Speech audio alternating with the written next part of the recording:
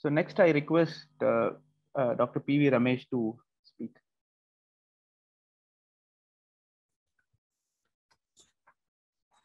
Good evening and thank you.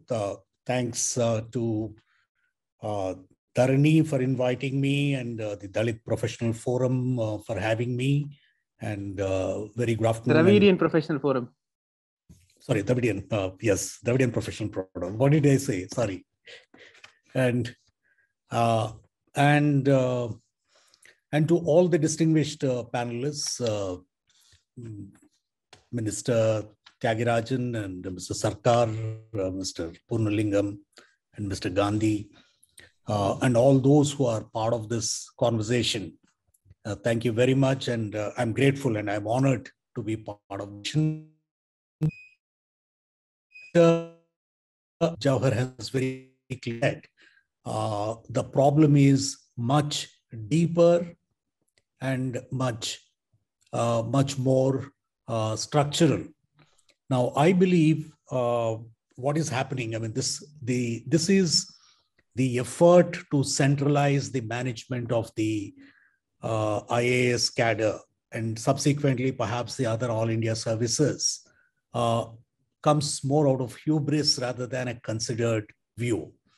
Perhaps, I mean, I see its origin in West Bengal's Chief Secretary's sudden overnight transfer to the union government and the subsequent events that followed.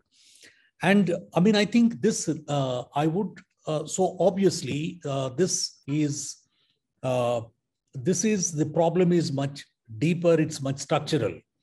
It's like actually administering paracetamol for cancer. It's a palliative rather than, I mean, a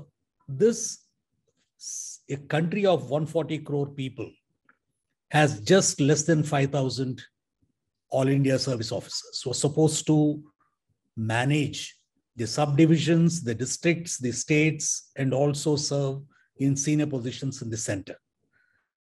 And this, in a way, had been consistent with what happened in 90s with the Washington consensus of small government. And we ended up with not only small government, but also weak governance. Now, this is the reality. So we are now struggling with the numbers. There are just too few people to man just too many positions. The other more important thing is the challenges of, I mean, I will step out of what was said earlier because I think both Minister and Mr. Jawahar have dealt with this matter. And what I would focus a bit more on the structural issues.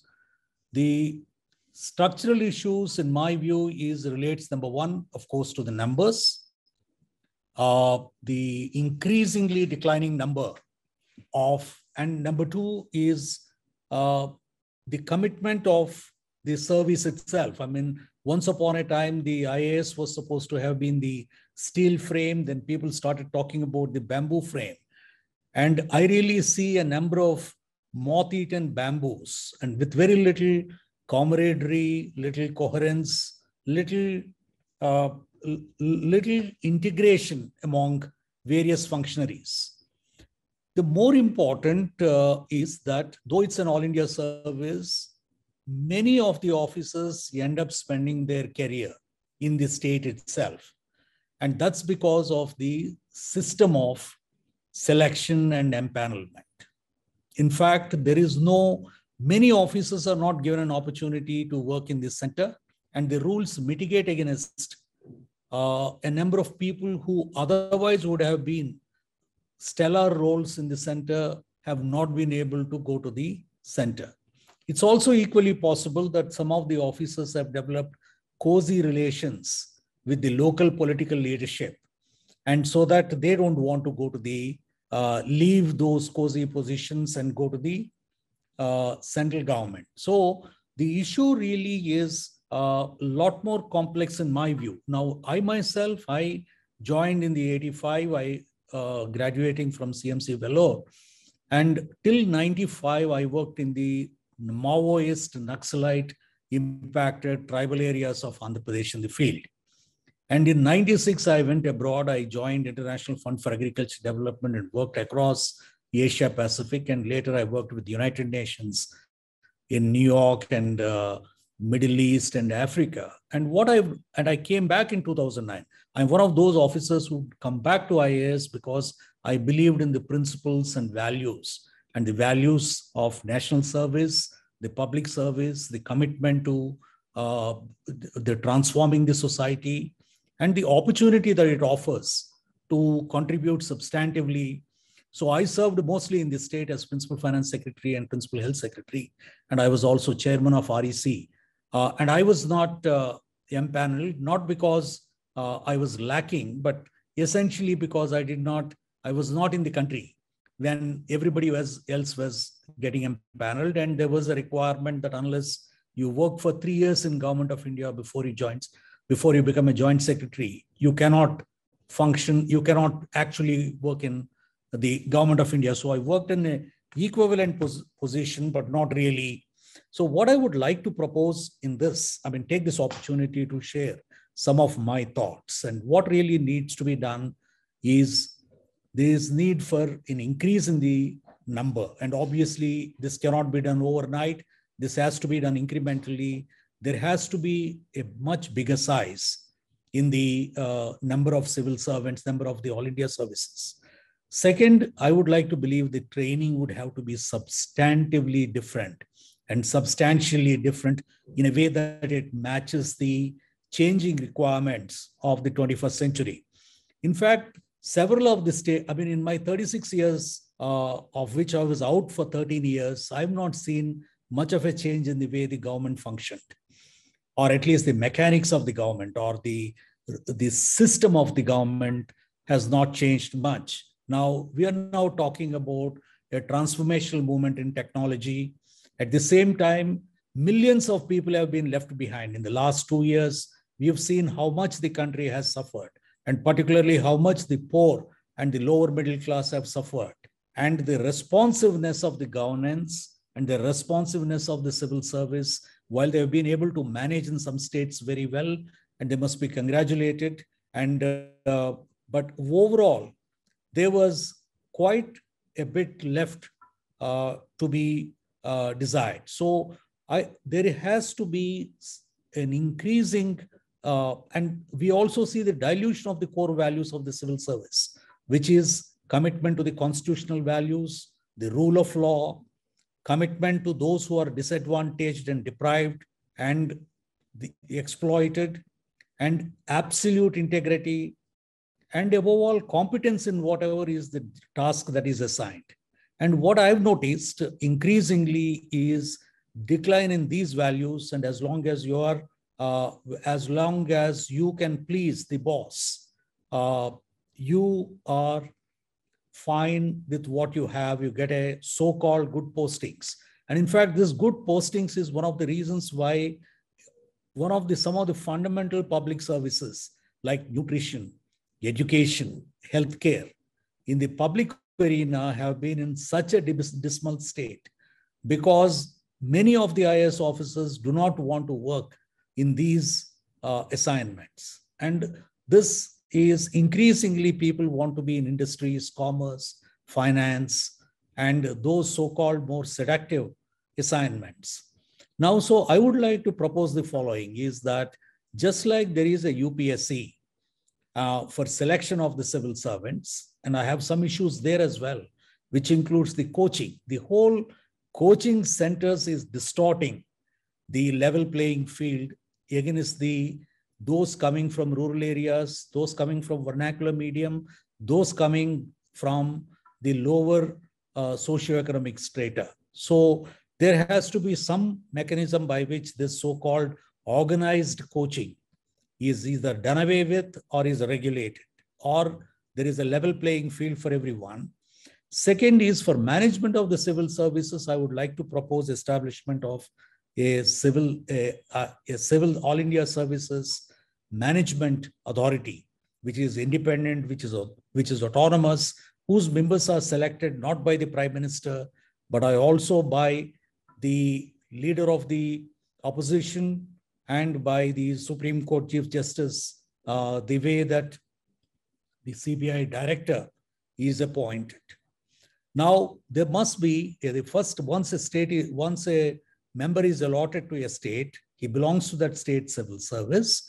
After 14 or 15 years of service, there must be a rigorous assessment, not the way that a perfunctory performance appraisal that is being done these days, in which based on various other factors, which are not necessarily based on commitment to the constitutional values, commitment to this nation, but more for the sake of various other reasons, people are given glowing ACRs, and which again get them a promotions. So there has to be some independent mechanism for screening these people, and everyone must be given mandated to work in the central government. That's the only way that the All India services really get to have an All India flavor, at least for minimum 3 years at various levels of their service. And I also in favor of having after 20 years of service, the people must be working across the zones or even across the country, so that the policy making level, they get access. Different states, number one, really have exposure, and the All India service officers have a much better experience in terms of managing complex problems and offering a better informed advice to the political leadership. Now, I think there has to be an oversight mechanism by which the corruption among the officers, which I notice is growing in several parts of this country, and politicization and the increasing compromise of integrity. Integrity need not be in terms of taking money, but in terms of compromising values, principles, and ethics.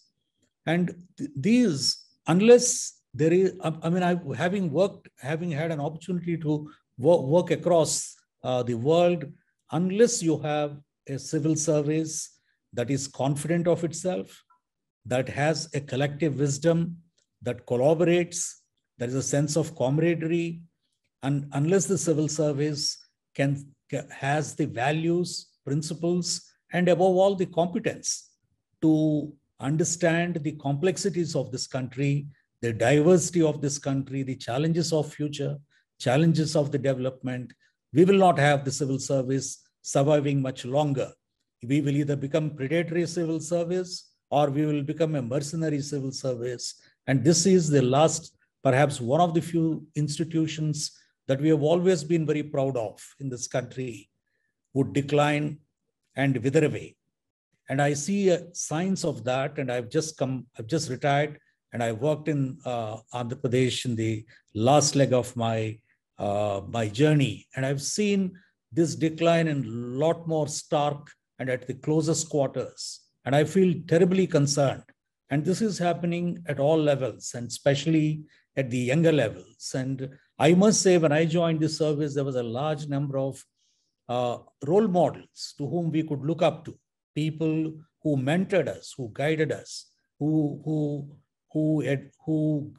held our hand and said, this is right and wrong. And today, that role models have declined, and the wrong people have become the role models for a large number of youngsters. And there's a very little of mentoring that is taking place. So these are serious issues. These are structural problems. And if the civil service was to survive, thrive, and serve the interests of this country in 21st century, I think we need a serious overhaul of the way that it is selected, it is trained, it is functions, and monitored, apprised, and then given an opportunity to grow and expand and develop. Otherwise, I'm told that there is a particular cultural wing, the RSS, as a coaching center, and is coaching future IAS officer, future All India service officers. And a sizable number of those who are being selected in the last 2 years come from that particular center. So, I mean, these are all troubling signs. And I myself attended my phase 5 in 2013. And I was horrified to see the type of, this was 2013 when the previous government was still in power.